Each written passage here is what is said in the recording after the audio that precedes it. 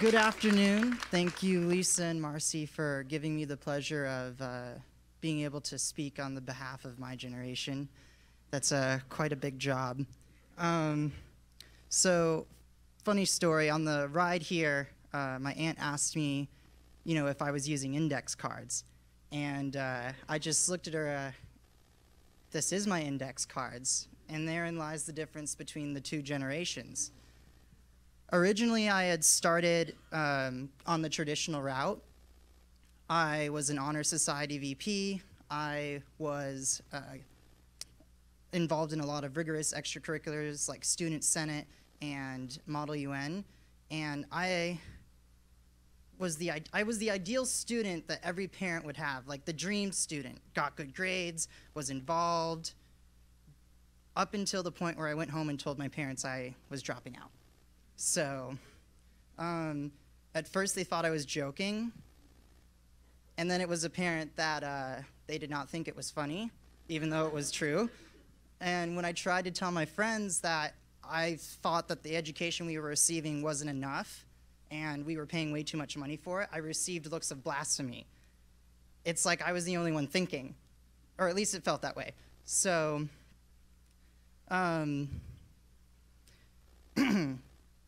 it felt like I was living on autopilot, like I wasn't the driver of my own education. So I started looking for alternative ways to get the experience, knowledge, and skills that I felt I wasn't learning in school. So I began looking for internships and finding mentors out in the field. And in 3 months, I was able to fumble my way through every single chamber of commerce in Kansas City. I was collecting business cards, taking names, sending emails, and I don't have to tell you how that worked out for me, right? So it wasn't the best strategy, but eventually I figured out that networking was just as much about making friends as it was about building professional relationships, and it's that kind of that methodology that I was able to find mentors through my networking, and I still use them today. So regardless of your beliefs, self-directed learning can be used to learn almost anything. After all, it's the methodology and strategy that many adults use to learn new skills in the workplace. You find a skill that you want to learn to add to your resume or to your skill sets, and you go out and learn it. And I was looking at that and wondering why we weren't teaching that in school. We would just sit in front of a classroom and the teacher would be the authority, and sometimes the teacher doesn't even know what they're talking about because if the field changed. So this is important because if you look at like what's happening in the economy, we have a lot of different options. Like programs like Khan Academy and Coursera have democratized the collection of information outside of universities and libraries. And this allows students, as long as they have an internet connection, to learn about any topic that they want to learn about. You could argue that anytime you do a search on Bing or Google that you are a self-directed learner because you're following your curiosity and doing research.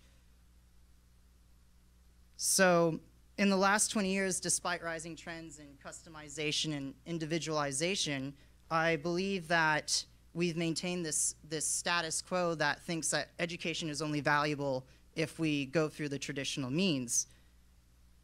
And this is frankly presumptuous and insulting because it's not true, and standardizing education is a lot like trying to nail maple syrup to the wall. So it won't work. Our economy and the skills that the younger generations need to learn cannot be put into a structured format, especially because students' needs are increasingly more diverse as their wants and desires are as well. So standardization opposed to self-directed education is a lot. It's a lot better to go through self-directed education because learning doesn't end past the ivory walls. It's a lifelong process, and self-directed learning allows the student to take ownership and actively discover their own ignorance.